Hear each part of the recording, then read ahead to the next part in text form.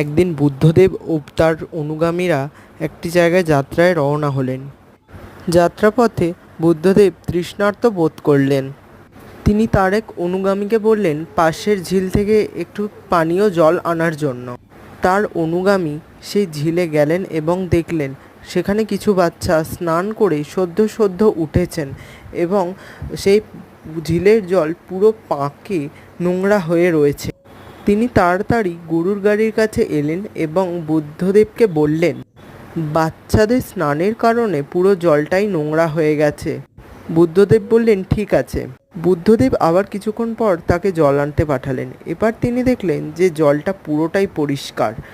তখন তিনি বুদ্ধদেবের কাছে জল নিয়ে গেলেন এবং বুদ্ধদেব বললেন যে কিছু কিছু সময় কিছু না করাটাই বুদ্ধিমানের কাজ, উপায় নিজে থেকে বেরিয়ে আসে।